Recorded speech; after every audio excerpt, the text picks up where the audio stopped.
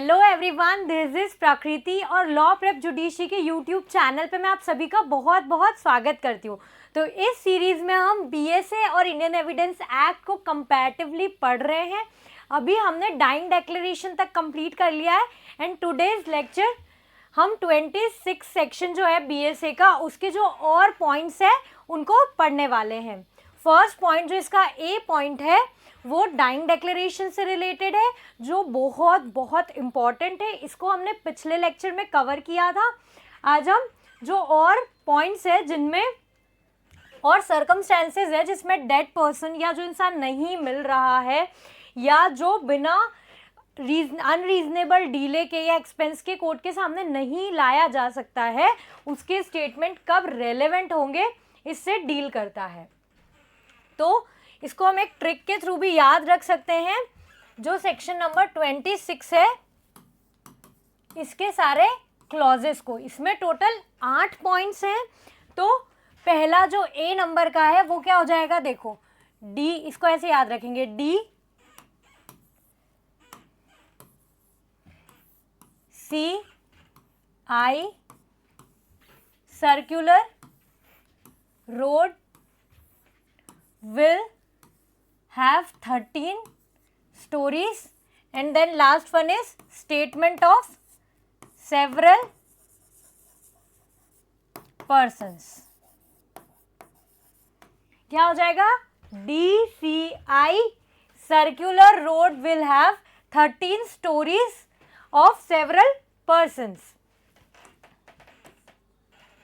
DCI इसको आप ऐसे लिख लो यहाँ पे, circular road will have 13 stories. D से है, ये हो जाएगा ए पॉइंट। डी से है डाइंग डिक्लेरेशन जो फर्स्ट पॉइंट में है। सी से क्या है, कोर्स ऑफ बिजनेस जो चीज दी हुई है हमारे बी पॉइंट में।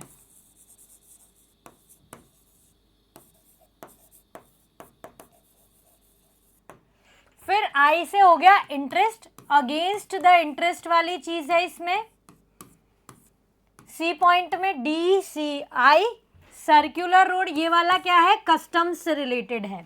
तो इसमें क्या हो जाएगा, डी पॉइंट हमारा किससे रिलेटेड है, कस्टम्स से रिलेटेड है। आर से हो गया रिलेशनशिप वाला, इसका कीवर्ड हम लिख रहे हैं किसका, A B C D E point का। फिर एफ पॉइंट जो है वो हमारा विल से रिलेटेड है, विल या कोई और डॉक्यूमेंट जो डिसीज्ड पर्सन ने बनाया है और उसमें उसने डिटेल्स लिखी है। तो ई के बाद एफ पॉइंट हमारा विल वाला हो जाएगा। फिर सेक्शन 13 से रिलेटेड बात की गई है जी पॉइंट में। और लास्ट वाला स्टेटमेंट ऑफ सेवरल पर्संस हो गया एच पॉइंट में। तो ऐसे हम याद रख लेंगे, DCI circular road will have 13 stories of several persons। देखो यहाँ पे भी अंडरलाइन करते जाओ। डी हमारा हो गया dying declaration, course of business C. फिर सी पॉइंट में क्या है, सी पॉइंट में हमारा है अगेंस्ट द प्रॉपर्टी और पेक्यूनियरी इंटरेस्ट, तो DCI। फिर नेक्स्ट वाला है कस्टम्स या पब्लिक राइट से रिलेटेड ओपिनियन तो कस्टम हो जाएगा नेक्स्ट। उसके बाद DCI सर्कुलर रोड आर से तो रिलेशनशिप। ई पॉइंट का कीवर्ड क्या है, रिलेशनशिप। नेक्स्ट हो गया विल या कोई और डॉक्यूमेंट जो डिसीज्ड पर्सन ने बनाया है। उसके बाद सेक्शन 13 जो वहां पे था यहाँ पे क्या हो जाएगा, सेक्शन 11A हो जाएगा। वो पहले जो चीज सेक्शन 13 में लिखी हुई थी वो अब क्या हो जाएगी 11 में हो गई, तो वहां पे हम 11 कर देंगे उसको, will have 11 stories of several persons. तो लास्ट पॉइंट क्या हो गया, सेवरल पर्सन्स वाला। यहाँ पे भी आप इसमें ट्रिक में भी चेंज कर सकते हैं, इसको क्या कर दोगे 13 की जगह, अब क्योंकि 11 सेक्शन हो गया है, पहले 13 था जो हमारा एविडेंस एक्ट था उसमें, तो इसलिए यहाँ पे 11 कर देंगे हम। DCI circular road will have 11 stories of several person. तो इससे हमको सीक्वेंस याद हो जाएगी सेक्शन नंबर 26 के जो सारे पॉइंट्स हैं एक उनकी। अब डिटेल में डिस्कस करते हैं एक एक पॉइंट। ए हम ऑलरेडी कर चुके हैं, बी से स्टार्ट करते हैं। बी क्या कहता है कि अगर कोई इंसान जो डिसीज्ड है या वो मिल नहीं रहा है, he can not be found, he is incapable, अब वो एविडेंस देने के लिए केपेबल नहीं है, या फिर बिना डीले या एक्सपेंस के उसको कोर्ट के सामने लाया नहीं जा सकता है, तो उस इंसान ने अगर कोई स्टेटमेंट दी है कोर्स ऑफ बिजनेस में, या उस जब वो ट्रांजैक्शन करता है इन जनरल अपने regular day to day life में, तब उसने वो चीज़ की है, तो ये माना जाएगा उसकी जो स्टेटमेंट है वो क्या हो जाएगी, वो रेलेवेंट हो जाएगी। तो अगर कोर्स ऑफ बिजनेस में कोई स्टेटमेंट दी है ऐसे इंसान ने, कैसा जो डेड है, कांट बी फाउंड, इनकेपेबल या विदाउट डीले एक्सपेंस उसको नहीं लाया जा सकता, अगर उसने पहले ऐसी कोई स्टेटमेंट दी है तो वो स्टेटमेंट रेलेवेंट हो जाएगी। जैसे कि अगर किसी का बर्थ हुआ है और डॉक्टर ने एंट्री की हुई थी रजिस्टर में कि इतनी तारीख को इसका बर्थ हुआ था, अब चाहे वो डॉक्टर प्रेजेंट नहीं भी है पर उसने जो वो स्टेटमेंट लिखी हुई है डायरी में, जो वो रेगुलरली किसी का भी बर्थ होता है तो लिखता है, तो वो स्टेटमेंट क्या हो जाएगी, वो स्टेटमेंट सेक्शन 26B के अकॉर्डिंग रेलेवेंट हो जाएगी। इधर हमारे सारे BSA के सेक्शंस हैं और इधर हमारे सेम सेक्शंस जो एविडेंस में थे वो वाले हैं। पहले ये चीज़ कहाँ थी, सेकेंड पॉइंट में थी और अब इसको B बना दिया है। बस ये डिफरेंस हुआ है कि पहले 1 2 3 करके नंबर थे, अब अल्फाबेटिकली नंबर है। पहले सेक्शन 32 में था, अब ये 26 में है। नेक्स्ट क्या है, नेक्स्ट है C पॉइंट। जो भी स्टूडेंट्स जुडिशरी के लिए प्रिपेयर कर रहे हैं उनके पास एक गोल्डन अपॉर्चुनिटी है, वो इंडिया का सबसे बड़ा जुडिशरी स्कॉलरशिप टेस्ट अटेंड कर सकते हैं और इसमें आप 100% तक स्कॉलरशिप जीत सकते हैं। इसकी जो रजिस्ट्रेशन की लिंक है वो आपको मिल जाएगी डिस्क्रिप्शन बॉक्स में। ये जो टेस्ट है वो इंग्लिश और हिंदी मीडियम दोनों मीडियम के स्टूडेंट्स के लिए अवेलेबल है। या आप ऑनलाइन ऑफलाइन दोनों मोड में अटेंड कर सकते हैं। इससे रिलेटेड और इन्फॉर्मेशन के लिए आप लॉ प्रेप जुडिशरी के ऑफिशियल नंबर जो है उस पर कॉन्टैक्ट भी कर सकते हैं। नेक्स्ट पॉइंट है C पॉइंट। क्या कहता है ये कि अगर कोई पर्सन अपनी पेक्यूनरी या प्रोप्राइटरी इंटरेस्ट के अगेंस्ट कोई स्टेटमेंट दे रहा है जिससे खुद का उसका ही लॉस है, तो चाहे वो अब नहीं मिल रहा है या उसकी डेथ हो गई है या वो केपेबल नहीं है, तब भी उसकी जो स्टेटमेंट उसने दी थी पहले जो उसके इंटरेस्ट के अगेंस्ट है वो क्या हो जाएगी, वो रेलेवेंट मानी जाएगी एज पर C पॉइंट। नेक्स्ट है D पॉइंट। क्या कह रहा है ये कहता है कि अगर कोई कस्टम है या पब्लिक राइट है या कोई और पब्लिक या जनरल इंटरेस्ट की चीज़ है जो जनरली जिस इंसान ने स्टेटमेंट दी है वो उसको बारे में अवेयर होगा, और वो स्टेटमेंट उसने जब दी तब डिस्प्यूट नहीं था कोई भी, मतलब डिस्प्यूट अराइज होने से पहले अगर किसी पर्सन ने कोई स्टेटमेंट दी है और वो पर्सन इन जनरल कोर्ट को लगता है कि उसको उस राइट या कस्टम के बारे में नॉलेज होगा, तो उस इंसान की स्टेटमेंट क्या हो जाएगी, उस इंसान की स्टेटमेंट रेलेवेंट हो जाएगी एज पर 26 क्लॉज D ऑफ भारतीय साक्ष्य अधिनियम। नेक्स्ट E है। ये क्या कहता है कि अगर कोई रिलेशनशिप है ब्लड मैरिज अडॉप्शन से रिलेटेड या कोई और जिसमें किसी इंसान को स्पेशल नॉलेज हो सकता है, जैसे कि अगर डिस्प्यूट है कि क्या ये दोनों हस्बैंड वाइफ है या नहीं, या ब्लड रिलेशन से रिलेटेड कोई डिस्प्यूट है और कोर्ट को पता है कि इनके पास तो स्पेशल नॉलेज होगा, तो जो स्पेशल नॉलेज वाला पर्सन है अगर उसने कोई स्टेटमेंट दी थी, जैसे उसने किसी के सामने कहा था कि ये दोनों तो हस्बैंड वाइफ है, तो उसकी जो वो स्टेटमेंट है वो रेलेवेंट हो जाएगी अब, चाहे अब उसकी डेथ हो गई है या वो नहीं मिल रहा है या कोर्ट के सामने नहीं आ सकता। पर ये जो स्टेटमेंट उसकी है वो कब होनी चाहिए, कब की होनी चाहिए, जब ये डिस्प्यूट अराइज हुआ उससे पहले की होनी चाहिए, डिस्प्यूट के बाद की नहीं होनी चाहिए। डिस्प्यूट से पहले की अगर है तो वो क्या हो जाएगी, वो रेलेवेंट हो जाएगी। नेक्स्ट पॉइंट है, जब भी कोई रिलेशनशिप से रिलेटेड क्वेश्चन है और डिसीज्ड पर्सन के रिलेशन से रिलेटेड है, किससे, डिसीज्ड पर्सन की, तो वो जो डिसीज्ड पर्सन है अगर उसने विल में कोई चीज़ लिखी है उस रिलेशन से रिलेटेड, या डीड में लिखी है, या किसी टॉम्बस्टोन पे लिखी है, किसी भी जगह पे लिखी है, जैसे किसी फैमिली पोर्ट्रेट में लिख दी या कहीं और लिखी है वो स्टेटमेंट, तो वो स्टेटमेंट जो है वो रेलेवेंट हो जाएगी। पर वो स्टेटमेंट कब लिखी हुई होनी चाहिए? सेम चीज़, वो स्टेटमेंट जब डिस्प्यूट अराइज हुआ उससे पहले उसने लिखी होगी, तब रेलेवेंट होगी।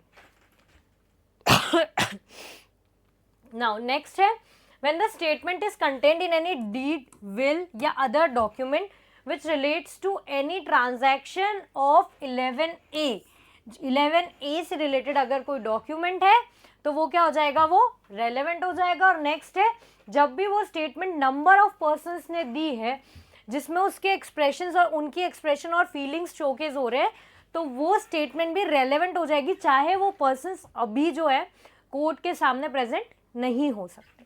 तो ये हो गया हमारा सेक्शन नंबर 26 ऑफ BSA। बहुत इंपॉर्टेंट है ये, यहाँ से काफ़ी क्वेश्चंस बनते हैं, स्पेशली जो डाइंग डिक्लेरेशन वाला पार्ट था वहाँ से बनते हैं, बाकी जो पॉइंट्स है यहाँ से भी बनते हैं। एक बार आप इसके जो इलस्ट्रेशंस है ये भी अच्छे से पढ़ लेना, क्योंकि क्या होता है कि स्पेशली जो RJS है उसमें तो जो क्वेश्चंस एप्लीकेशन बेस्ड बनते हैं, चाहे प्रीलिम्स में बने या मेंस में बने, इलस्ट्रेशन से ही बनते हैं।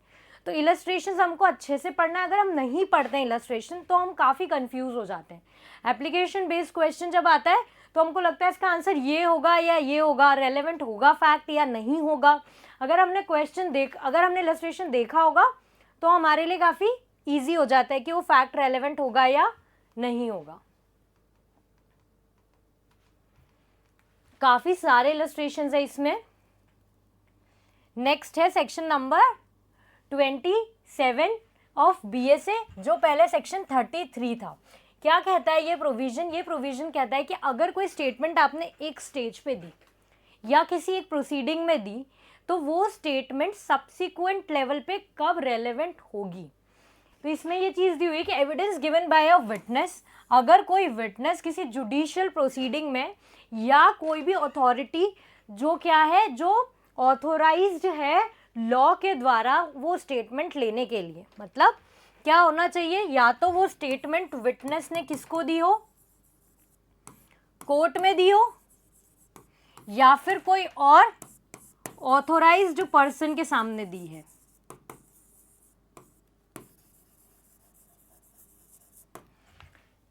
तो ये स्टेटमेंट जो है इसकी विटनेस की, ये रेलेवेंट हो जाएगी for purpose of proving the same thing in judicial, जो सब्सिक्वेंट जुडिशियल प्रोसीडिंग होगी उसमें, या फिर उसी जुडिशियल प्रोसीडिंग की लेटर ऑन कोई और स्टेज है उस पे।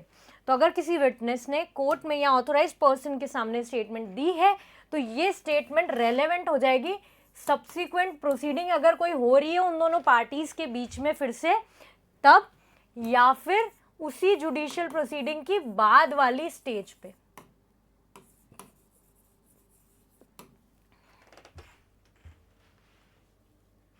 पर इसमें क्या क्या चीजें, अब कब होगा ऐसा, कब होगी इस विटनेस की ये स्टेटमेंट्स रेलेवेंट, जब या तो उसकी डेथ हो गई है या वो मिल नहीं रहा है। देखो 4 पॉइंट तो पिछले वाले में भी पढ़ के आए हम, सेक्शन 26 में क्या क्या पॉइंट थे, dead, can not be found, incapable, या फिर डिले और एक्सपेंस हो रहा है। तो 4 पॉइंट वहां पे पढ़े थे। यहाँ पे एक और एक्स्ट्रा पॉइंट है, क्या है, देखो कैन नॉट बी फाउंड दूसरा हो गया वहां पे और यहाँ पे सेम है। नेक्स्ट है इनकेपेबल, ये भी सेम है। नेक्स्ट है डिले या एक्सपेंस वाला। अब यहाँ पे एक और चीज क्या है, यहाँ पे एक और पॉइंट ये दिया हुआ है कि under the circumstances of the case by way of adverse party, जिसको क्या करा था, कैप्ट आउट कर दिया था, मतलब वो आने नहीं दे रही है अदर पार्टी उस विटनेस को। तो इन चारों केसेस में उस विटनेस ने जो पहले एविडेंसेस दिए हैं कोर्ट या ऑथराइज्ड पर्सन के सामने, वो बाद में भी यूज हो सकते हैं, बाद में किसी और जुडिशियल प्रोसीडिंग में या फिर उसी जुडिशियल प्रोसीडिंग की लेटर स्टेज पे। पर उसके लिए क्या क्या कंडीशंस फुलफिल होना चाहिए, तो पहली कंडीशन ये है कि जो बाद वाली प्रोसीडिंग है वो भी सेम पार्टीज के सामने होनी चाहिए। उसके बाद क्या है कि जो एडवर्स पार्टी थी उसको अपॉर्चुनिटी मिली है क्रॉस एग्जामिनेशन की। जो वो विटनेस है उसको क्रॉस एग्जामिन किया था दूसरी पार्टी ने। और तीसरी चीज़ है जो इश्यूज थे पिछले केस में वो भी सेम थे। तो अगर ये 3 कंडीशंस और फुलफिल होती है तो फिर वो स्टेटमेंट क्या हो जाएगी, फिर वो स्टेटमेंट रेलेवेंट हो जाएगी और वो स्टेटमेंट बाद में यूज़ हो सकती है कोर्ट के सामने। अब ये वाला जो एक्सप्लेनेशन है देख के तो हमको क्या लग रहा है कि इतना कुछ इम्पॉर्टेंट नहीं है, और बहुत सारे स्टूडेंट्स क्या गलती करते हैं, एक्सप्लेनेशन और एक्सेप्शन को छोड़ के चले जाते हैं।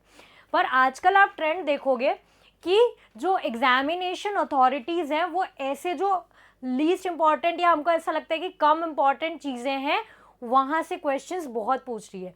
स्पेशली जो राजस्थान जुडिशरी है वहाँ पे तो ऐसे क्वेश्चंस बहुत बने हुए हैं। और ये वाला क्वेश्चन तो एक बार प्रीवियस ईयर में जुडिशरी में पूछा हुआ भी है कि जो क्रिमिनल ट्रायल या इंक्वायरी होती है वो किसके बीच की प्रोसीडिंग मानी जाएगी, तो वो प्रोसिक्यूटर और अक्यूज्ड के बीच की है। अब ये क्या करते हैं, 2-3 ऑप्शन इतने कंफ्यूजिंग से देते हैं, हमको दे देंगे कि विक्टिम एंड अक्यूज्ड के बीच की है, प्रोसिक्यूटर और अक्यूज्ड के बीच की है, प्लेंटिफ और डिफेंडेंट के बीच की है, तो ऐसे 3-4 ऑप्शंस दे देंगे। तो सही आंसर क्या होगा, प्रोसिक्यूटर और अक्यूज्ड पर्सन के बीच की होती है जो भी क्रिमिनल प्रोसीडिंग होती है वो। तो आज हमने क्या क्या किया, 26 के सारे पॉइंट समझे, 7 जो रिमेनिंग 7 पॉइंट्स थे टोटल 8 में से, प्लस हमने सेक्शन नंबर 27 पूरा डील करा। तो 26 और 27 हमारा कंप्लीट हो चुका है। मैंने आपको ये ट्रिक भी बताई थी 26 के जो सारे सब क्लॉजेज हैं उनको याद करने की। ये ट्रिक सारे स्टूडेंट्स अच्छे से याद रखेंगे। क्या है, DCI circular road will have 11 stories of several persons. I hope आपको 26 और 27 सेक्शन अच्छे से समझ आ गया होगा। नेक्स्ट बाकी हम चीज़ें नेक्स्ट लेक्चर में करेंगे। Thank you so much.